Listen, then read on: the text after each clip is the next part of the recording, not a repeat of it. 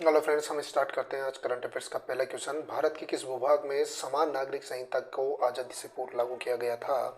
और इसमें हमारा जो सही आंसर है वह है गोवा। यहाँ पर अगर हम देखें तो समान नागरिक संहिता जो अभी हाल ही में उत्तराखंड में लागू किया गया है, ये आज़ादी के बाद था, लेकिन उससे पहले ये कहा जाता है कि गोवा पुर्तगालियों के अधीन होने की वजह से गोवा में उसी काल में, यानी कि आज़ादी से पहले ही, जब पूरे भारत पर ब्रिटिश एम्पायर और गोवा और दमन दीव पर पुर्तगाली एम्पायर शासन करता था, उस दौरान यहाँ पर उन्होंने एक समान नागरिक संहिता लागू कर दी थी। लेकिन वो समान नागरिक संहिता का जो स्वरूप था कुछ अलग था। लेकिन अगर हम कहें कि समान नागरिकता संहिता को लागू करने वाला स्टेट पहला जो माना जाता है वह गोवा है। अभी हाल ही में यहाँ पर खबरों में आता है कि उत्तराखंड राज्य पहला राज्य है जिसने समान नागरिक संहिता को लागू किया। यहाँ के जो पुष्कर सिंह धामी ने एक जो सुप्रीम कोर्ट के रिटायर्ड जज है रंजना प्रकाश देसाई की अध्यक्षता में एक 5 सदस्यीय समिति का गठन किया और उन्होंने समान नागरिक संहिता के संबंध में अपनी एक रिपोर्ट या ड्राफ्ट कमेटी को पेश की। यहाँ पर समान नागरिक संहिता पर बात की जाए तो समान नागरिक संहिता के तहत प्रदेश के सभी नागरिकों को एक समान नागरिक कानून लागू करने होंगे, चाहे वो किसी भी धर्म के हो। और इसी के तहत देखा जाता है कि विवाह, तलाक, गुजारा भत्ता, जमीन संपत्ति व उत्तराधिकार, ये ऐसे मामले हैं जहां पर हम ये देख सकते हैं कि इन मामलों को लेकर समान नागरिक संहिता लागू की गई थी। और समान नागरिक संहिता का जो प्रावधान है वो हमारे संविधान के अनुच्छेद 44 में, लेकिन ये नीति निर्देशक तत्व के अधीन होने की वजह से इस पर ज़्यादा अभी तक कोई फोकस नहीं किया गया। और अब यहाँ पर हम बात करें कि अभी हाल ही में 7 फरवरी को उत्तराखंड की जो पुष्कर धामी सरकार थी, इस पुष्कर धामी सरकार ने समान नागरिक संहिता को विधानसभा में इसका अनुमोदन प्रस्तुत किया। अब हम बात करेंगे कि ये जो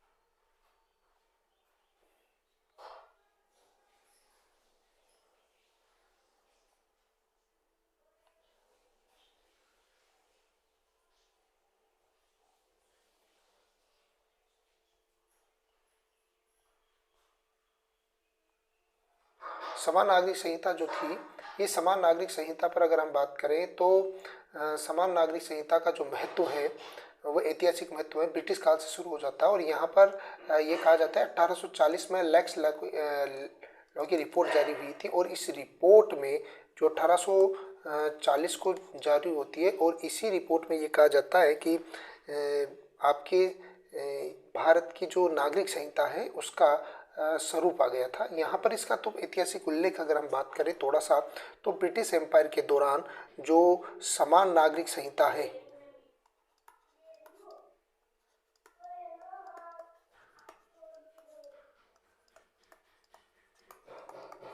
समान नागरिक संहिता है, इस समान नागरिक संहिता का जो स्वरूप है वो किस तरीके से माना जाता है। तो हमने थोड़ी देर पहले बात की कि 1840 में एक लेक्स लॉ की रिपोर्ट, ये लेक्स लॉ की रिपोर्ट आती है। और इस रिपोर्ट में क्या होता है, ये रिपोर्ट ये कहती है कि भारत में कानूनों का एक कोडिफिकेशन होना चाहिए। और इस कोडिफिकेशन को उन्होंने 2 तरीके से डिवाइडेड कर दिया कि जो कुछ आपराधिक जो कुछ मामले हैं, जैसे कि अपराध,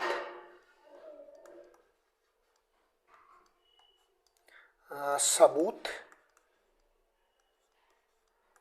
व समझौते, कॉन्ट्रैक्ट, इन 3 मामलों में तो कानूनों को क्या होना चाहिए, कोडिफिकेशन होना चाहिए। लेकिन उन्होंने फिर उसके अलावा जो धार्मिक और सामाजिक मामले हैं, इन धार्मिक सामाजिक मामले किन के, एक तो हिंदुओं के और एक मुस्लिम के, इनके किसी भी मामलों पर हस्तक्षेप करने से मना कर दिया। और इसके बाद इन्होंने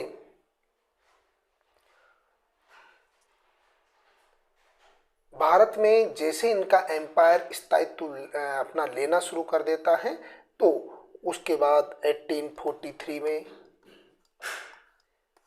1843 में ये कहा जाता है कि विवाह के संबंध में लैंसडाउन के काल में कुछ सुधार करने के प्रयास किए गए। लॉर्ड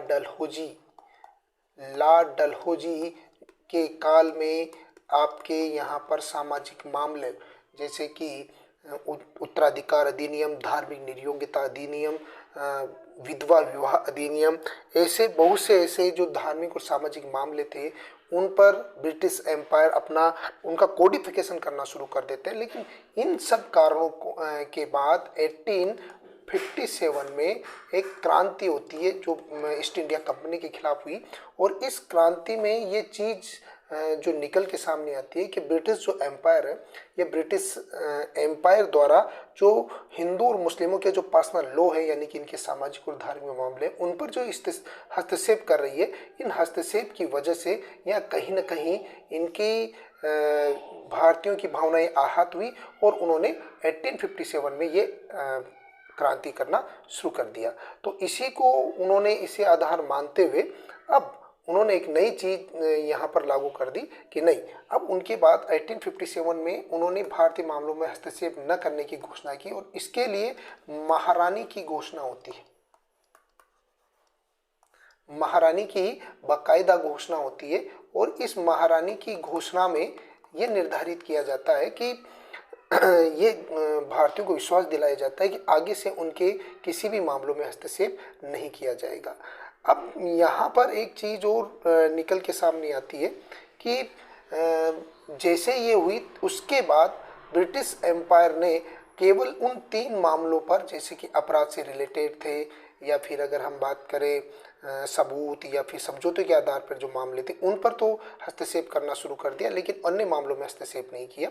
और अब आज़ादी के बाद जैसे हमारा संविधान निर्माण हो रहा था, तो उस दौरान इन पर्सनल लॉ पर भी कोडिफिकेशन करने की प्रयास किए गए। पंडित नेहरू, यहाँ पर हम देखते हैं कि डॉक्टर अंबेडकर और जो पंडित नेहरू थे, इन्होंने प्रयास किया कि किसी तरीके से भारतीयों की इस नागरिक संहिता को समान रूप से लागू कर दिया जाए, लेकिन कुछ कट्टरवादी शक्तियों के विरोध की वजह से इसे संवैधानिक रूप नहीं दिया जाया जा सका, और समान नागरिक संहिता को केवल आपके नीति निर्देशक तत्वों के अंतर्गत सम्मिलित कर दिया गया। लेकिन उसके बाद संविधान निर्माण के बाद डॉक्टर अंबेडकर द्वारा हिंदू कोड बिल लागू किया जाता है, और इस हिंदू कोड बिल का उद्देश्य जो था ये कि तलाक को वैधानिक मान्यता देना, बसंत विवाह या बहुपत्नी विवाह, बसंत विवाह नहीं, यहाँ पर बहुपत्नी विवाह का बहुविवाह आता है, बहुपत्नी विवाह पर रोक लगाना, और उसी के साथ पुत्रियों के जो उत्तराधिकार थी उस पर भी पुत्रियों को अधिकार देने का प्रावधान किया गया था।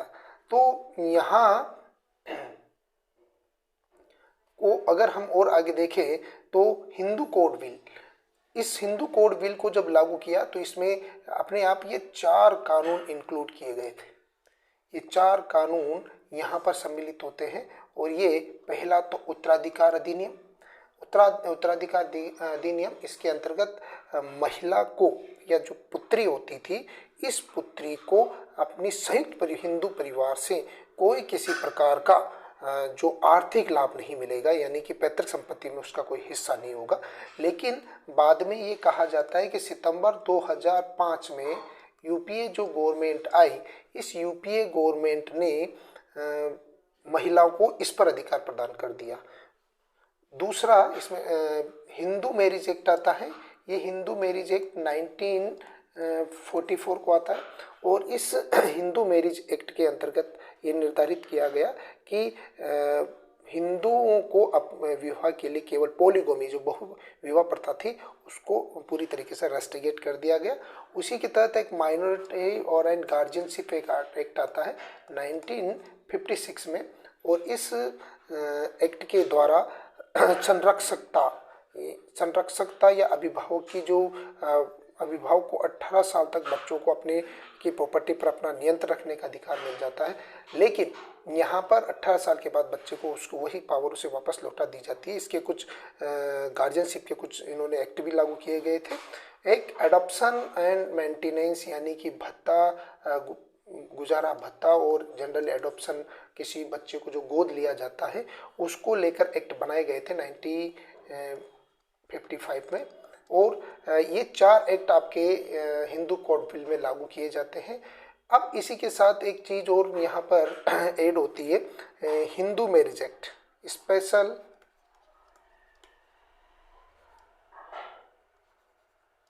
Marriage act 1944। ये स्पेशल मैरिज एक्ट जो 1954 में लागू किया गया, इसके अनुसार ये निर्धारित किया गया कि जो सिविल विवाह होते थे, जो जन कानूनी प्रावधानों के अंतर्गत जो विवाह होंगे, वह उन विवाहों में के अंतर्गत हिंदू कोड बिल नहीं आएगा। यह निर्धारित यहाँ पर हो जाता है। तो यह हिंदू कोड बिल इस तरीके से ये 4 एक्ट के रूप में लागू कर दिए जाते हैं। अब यहाँ पर समान नागरिक संहिता का क्या अर्थ निकलता है, क्या चलता रहा? ये हिंदू कोड बिल के अनुसार एक्ट चलते रहते हैं, लेकिन फिर यहाँ पर प्रावधान कैसे आते हैं? यहाँ पर प्रावधान लाना और यहाँ पर जो ये चीज़ें करने का जो काम होता है, तो उसकी शुरुआत आपके यहाँ से होती है शाहबानो केस। 1985 में शाहबानो नाम की एक महिला थी, मुस्लिम महिला, और इस महिला को इनके पति ने तलाक दे दिया 73 एज में, और कोई विशेष मेंटेनेंस देने के लिए भी कोई प्रावधान नहीं रखा गया। यह महिला इस मामले को लेकर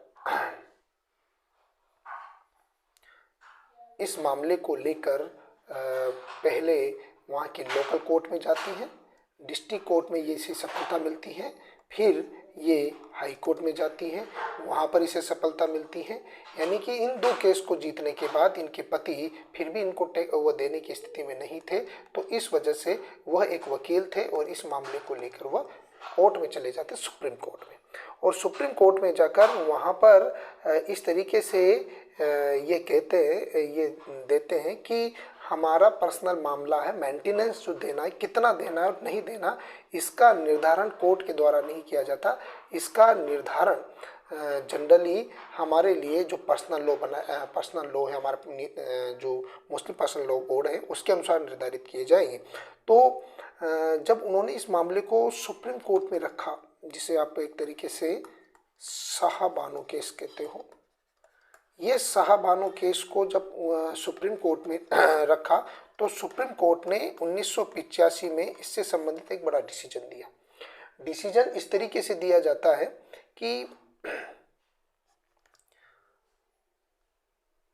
जो महिला है, यानी कि चाहे वो किसी भी समुदाय की महिला हो, अगर उस महिला को उसके पति द्वारा छोड़ा जाता है, तो मेंटेनेंस जो से संबंधित प्रोविजन है, वाइफ, चाइल्ड एंड पेरेंट्स, जो प्रोविजन है, ये प्रोविजन की जो धारा है सेक्शन 125, ये कहती है कि चाहे वो कोई से भी समुदाय की महिला हो, अगर उसका पति उसे छोड़ता है तो उसको मेंटेनेंस देना पति के लिए अनिवार्य है। और यह कहकर उन्होंने इस केस में शाहबानो का समर्थन किया और उनके पति मोहम्मद शाह को एक तरीके से मेंटेनेंस देने की बात कही। अब यहाँ पर एक चीज़ जो उठती है कि जैसे इस प्रकार की घोषणा हुई, तो भारत में जो बड़े बड़े जो मुस्लिम नेता थे या लीडर थे या संगठन थे, वह सरकार के खिलाफ, यानी कि सुप्रीम कोर्ट के अगेंस्ट सरकार पर दबाव बनाने की कोशिश करते हैं।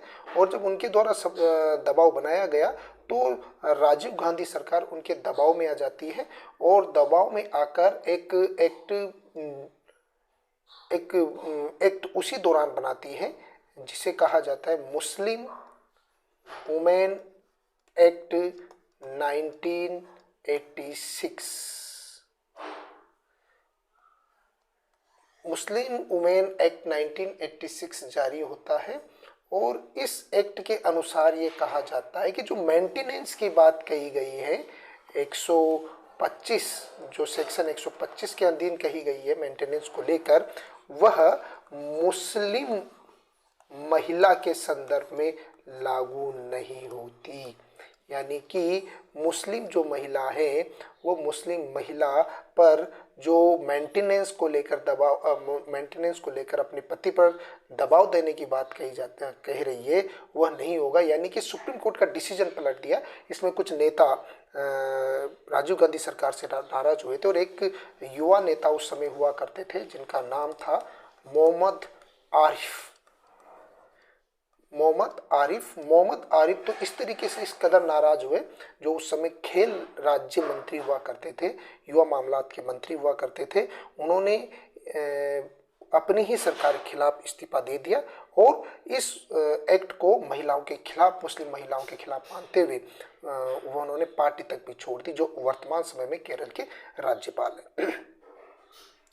अब इस एक्ट में के बाद जैसे इस प्रकार का डिसीजन हुआ तो कुछ लोगों को, यानी कि उस समय तो जागरूकता उतनी नहीं थी, लेकिन फिर भी ये लगने लगा कि यहाँ पर कहीं ना कहीं मुस्लिम महिला के साथ डिस्क्रिमिनेशन हो रहा है। और इसी को ध्यान में रखते हुए फिर आगे से कुछ केस आते हैं, जिसमें से एक केस आता है डेनियल लतीफी।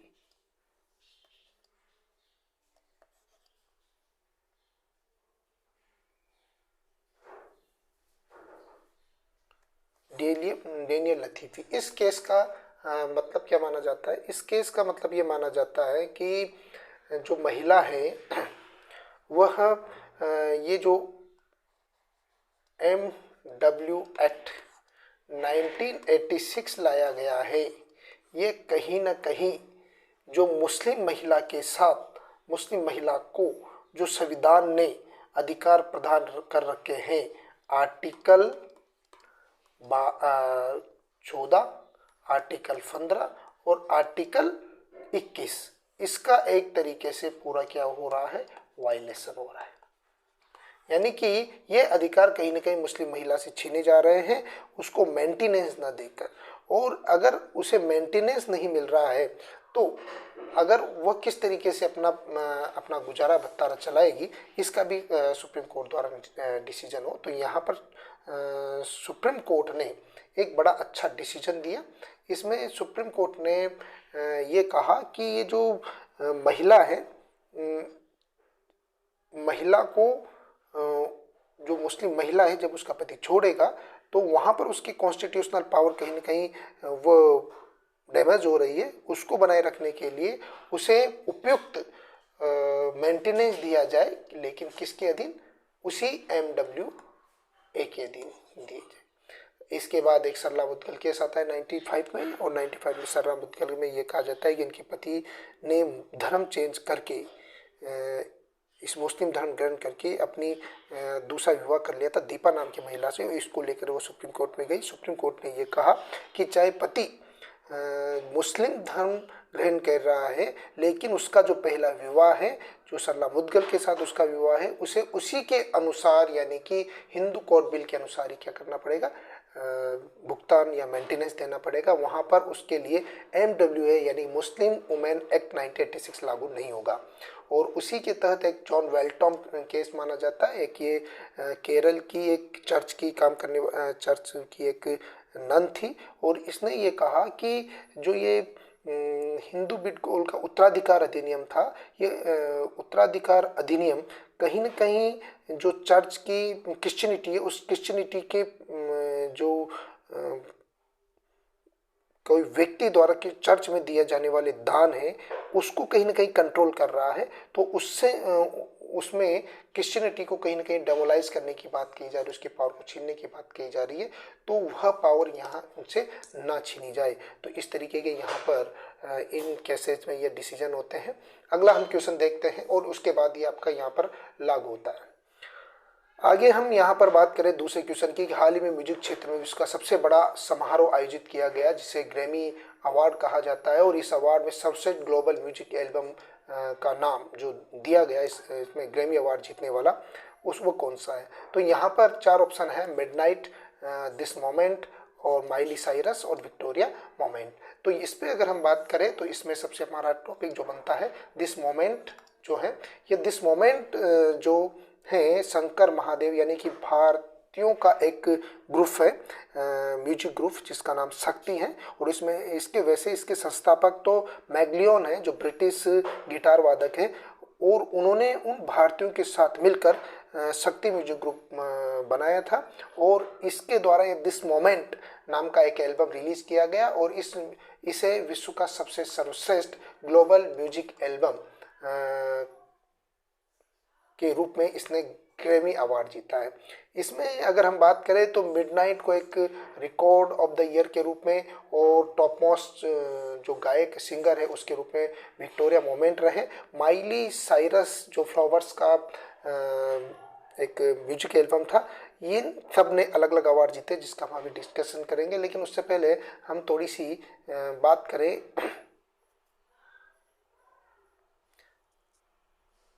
तो यहाँ पर अगर देखा जाए तो हाल ही में म्यूजिक क्षेत्र में वैश्विक ग्रैमी अवार्ड के लिए लॉस एंजल्स में 66वां समारोह आयोजित किया गया, और जिसमें म्यूजिक क्षेत्र में काम करने वाले कलाकारों को ग्रामोफोन की आकृति जो एक स्वर्ण आकृति होती है, सोने की बनी हुई आकृति पुरस्कार के रूप में दी जाती है, इसलिए इसे ग्रैमी अवार्ड कहा जाता है। अब यहाँ पर ये विश्व में जो म्यूजिक क्षेत्र में 3 बड़े अवार्ड जाने जाते हैं, जिन्हें एक तरीके से बिग 3 कहा जाता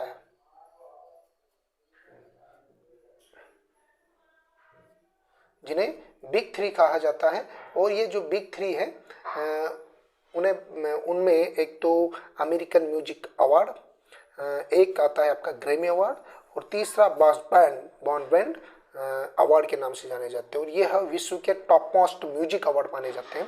और इन अवार्डों में इन्हें सामूहिक रूप से एक तरीके से बिग 3 के संबोधित किया जाता है। यहाँ पर हम बात करें थोड़ा सा, तो ये जो बिग 3 है, बिग 3, और इस बिग 3 में आपके 3 नाम आते हैं। पहला आपका अमेरिकन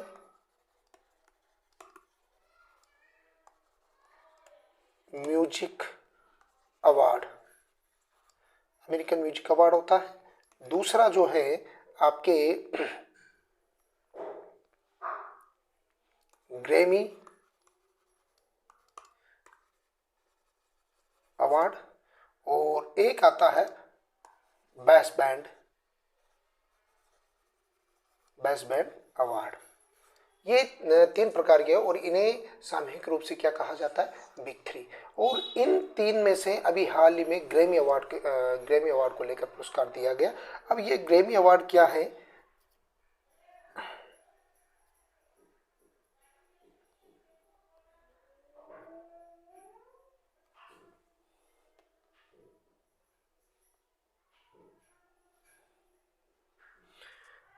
तो इस ग्रैमी अवार्ड पर बात की जाए तो अमेरिका में national academy of recording and arts और साइंस, या फिर लैटिन अकेडमी, जो इसका पुराना नाम था Latin academy of recording arts and sciences, द्वारा प्रतिवर्ष दिया जाने वाला एक पुरस्कार है। और संगीत संबंधी उपलब्धियों को मान्यता देने के लिए इसका वार्षिक आयोजन 1959 से किया जा रहा है। सबसे पहले 1958 के कलाकारों को यह सम्मान दिया गया था, जो 1959 से शुरू हुआ, और इसमें ग्रामोफोन की एक स्वर्ण प्रतिमा अधिकार के रूप में दी जाती है।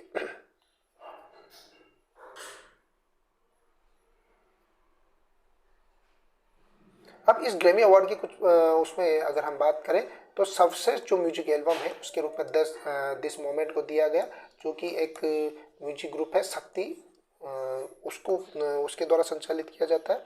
जबकि सर्वश्रेष्ठ नए कलाकार के रूप में विक्टोरिया मोनेट को चुना गया। रिकॉर्ड ऑफ द ईयर जो माइली साइरस है,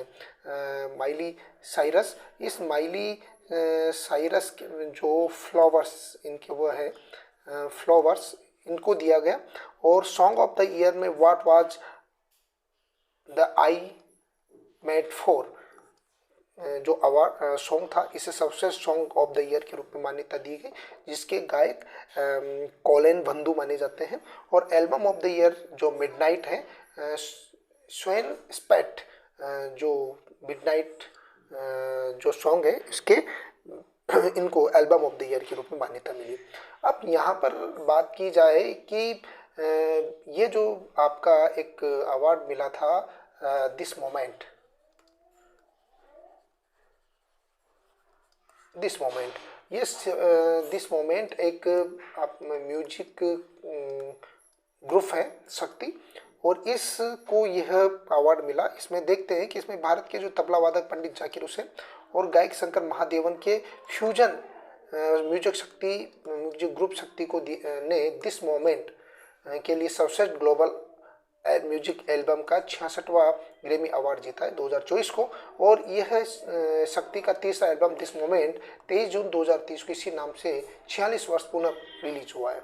शक्ति एक म्यूजिक बैंड है जिसमें जाकिर हुसैन एक तबला वादक के रूप में रहे हैं, शंकर महादेवन एक गायक है, जॉन मैक्लागिन जो इस शक्ति म्यूजिक बैंड के संस्थापक माने जाते हैं, फाउंडर माने जाते हैं, ब्रिटिश हैं, और एक गिटार वादक है गणेश राजगोपालन जो ये पुनः भारतीय हैं। और गणेश राजगोपालन एक तरीके से वायलिन वादक हैं, और सेल्व गणेश विनायकम एक तरीके से ताल वादक हैं। और इन्होंने अपना एक एल्बम दिस मोमेंट जारी किया था, और इसी एल्बम ने दिस मोमेंट ने 2024 में ग्रैमी अवार्ड जीता है। शक्ति म्यूजिक बैंड द्वारा पूर्वी और पश्चिमी दोनों परंपराओं को के संगीतकारों को एक करता है, जिसलिए इसे ग्लोबल म्यूजिक के रूप में मान्यता मिली हुई है। अब यहाँ पर जाकिर हुसैन को इस ग्रैमी अवार्ड में 2 और अवार्ड मिलते हैं। पश्तो के लिए जाकिर हुसैन को सर्वश्रेष्ठ ग्लोबल म्यूजिक एल्बम का अवार्ड मिलता है, जबकि एज वी स्पीक के लिए उन्हें सर्वश्रेष्ठ समकालीन वाद्य एल्बम के रूप में उन्हें अवार्ड मिलता है। अब यहाँ पर बात की जाए कि ये जो एल्बम, इस एल्बम में बांसुरी वादक राकेश चौरसिया को भी शामिल किया गया है। राकेश चौरसिया भी इसी शक्ति ग्रुप से बिलोंग करते थे। और ग्रैमी अवार्ड 2024 की ग्लोबल सॉन्ग कैटेगरी में सबसे बड़ी महत्वपूर्ण चीज़ कि भारत के प्रधानमंत्री नरेंद्र मोदी द्वारा लिखे गए गीत एबेंड्स इन मेलेट्स को जगह मिली। और इनके जो इन गानों के जो बोल है प्रधानमंत्री नरेंद्र मोदी ने सुंदर फाल्गुन सहानी और गौरव सहानी इनके साथ मिलकर इन्होंने ये गाने लिखे थे। अब अगली अगर हम बात करें तो हाल ही में भारत सरकार द्वारा विविधता का अमृत महोत्सव का आयोजन राष्ट्रपति भवन में स्थित अमृत उद्यान में किया। और इस सम्मेलन में भारत के कौन से क्षेत्र का मुख्यतः योगदान रहा, मतलब इस जो सम्मेलन विविधता का अमृत महोत्सव का जो सम्मेलन था वो किसके रेफरेंस में सम्मिलित किया गया, तो इसका सटीक आंसर होगा हमारा उत्तर पूर्वी भारत में ये कहा जाता है के लिए एक विविधता का अमृत महोत्सव राष्ट्रपति के भवन में स्थित जो अमृत उद्यान है वहाँ पर द्रौपदी मुर्मू द्वारा इसका उद्घाटन किया गया। लगभग ये 8 से 11 फरवरी तक चला। ये है, इसमें देखते ही क्या आता है कि भारत की राष्ट्रपति महामहिम द्रौपदी मुर्मू ने राष्ट्रपति भवन में स्थित अमृत उद्यान विविधता का अमृत महोत्सव का उद्घाटन किया, जो 8 से 11 फरवरी को आयोजित हुआ। इस महोत्सव की पारंपरिक कला, शिल्प, संस्कृतियों के मिश्रण से पूर्वोत्तर भारत की समृद्ध विविधता को प्रदर्शित करने के लिए तैयार किया गया है। और इस महोत्सव में पूर्वोत्तर क्षेत्र के प्रत्येक राज्य से 8 समर्पित स्टोरों के माध्यम से 320 से अधिक बुनकरों, कारीगरों, किसानों और उद्यमियों की भागीदारी देखी जा रही है। यानी कि कहीं ना कहीं हम ये यहाँ पर ये कह सकते हैं कि इनकी जो संस्कृति है, इनकी संस्कृति को पुशअप करने का प्रयास किया गया है कहीं ना कहीं ब्रिटिश इस गवर्नमेंट के द्वारा, और इसी के लिए ये किया गया है। उत्तर पूर्वी इसमें यहाँ पर हम देखेंगे कि चारों तरफ उत्तर पूर्वी क्षेत्र के सभी 8 राज्य 350 से अधिक कलाकार और स्थानीय पारंपरिक नृत्य का यहाँ पर प्रदर्शन किया गया। और भारत के उत्तर पूर्वी राज्यों के 8 राज्य आते हैं जिसके उपनाम जनरली हम यहाँ पर एक इम्पोर्टेंट चीज़ है। अरुणाचल प्रदेश जिसे आप डॉन लिट माउंटेन कह सकते हो, असम को गेटवे टू नॉर्थ इंडिया के संबोधित किया जाता है। उसी तरीके से अगर हम बात करें तो मणिपुर एक तरीके से ज्वेल ऑफ इंडिया के नाम से जाना जाता है। सिंगापुर जो अबोर्ड ऑफ क्लाउड्स जनरली ये कहा जाता है, पहाड़ियों का राज्य माना जाता है, बादलों के बीच वाला राज्य जिसे हम कह सकते हैं, अबोर्ड ऑफ क्लाउड्स के रूप में जाना जाता है। मिजोरम के संदर्भ में बात करें तो land of blue mountain land of blue mountain के रूप से मिजोरम जाना जाता है। नागालैंड को land of festival, Adivasi festivals यहाँ सबसे ज़्यादा आयोजित होते हैं और इस वजह से नागालैंड को लैंड ऑफ फेस्टिवल नाम दिया गया। सिक्किम को हिमालयन पैराडाइज, सुंदरता के लिए हिमालय क्षेत्र पर स्थित होने की वजह से इसे हिमालयन पैराडाइज यानी हिमालयन स्वर्ग का नाम दिया गया। और त्रिपुरा लैंड ऑफ डाइवर्सिटी यानी विविधता वाली भूमि कह के इसे संबोधित किया गया। तो इस तरीके से विविधता का जो अमृत महोत्सव है वो पूर्वोत्तर राज्य के उन राज्यों को प्रमोट कर, उनकी संस्कृति को, उनकी शिल्पकला को, उनकी परंपराओं को प्रमोट करने के लिए आपके विविधता का अमृत महोत्सव शुरू किया गया था। अब यहाँ पर आगे हम देखते हैं कि अभी एक और क्वेश्चन बनता है हमारा कि राजस्थान उच्च न्यायालय के मुख्य न्यायाधीश के रूप में मुनींद्र मोहन श्रीवास्तव की नियुक्ति होती है और वे राजस्थान के मुख्य न्यायाधीश के कौन से क्रम में आते हैं? तो इसमें सबसे सटीक होता है 42वें। अभी हाल ही में मुनींद्र मोहन श्रीवास्तव को भारत के मुख्य न्यायाधीश के रूप में नियुक्ति मिली। अब यहाँ पर हम थोड़ा सा देखते हैं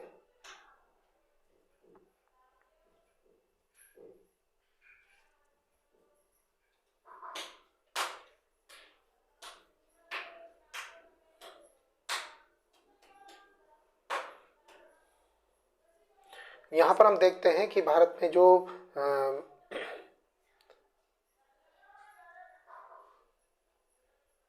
राजस्थान उच्च न्यायालय के संदर्भ में अगर हम थोड़ी सी बात करें तो राजस्थान उच्च न्यायालय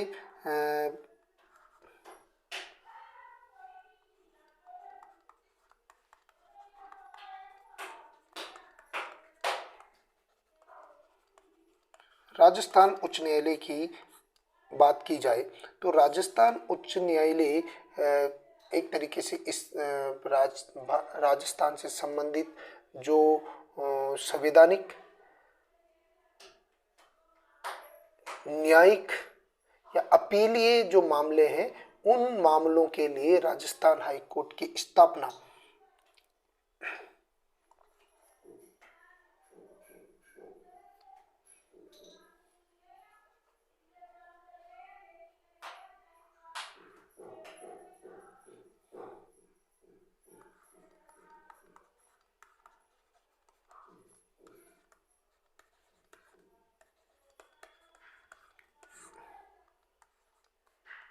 राजस्थान हाई कोर्ट की स्थापना जनरली 30 अगस्त 1949 को की गई और इस राजस्थान हाई कोर्ट के का जो मुख्यालय है वह जोधपुर में स्थापित किया गया।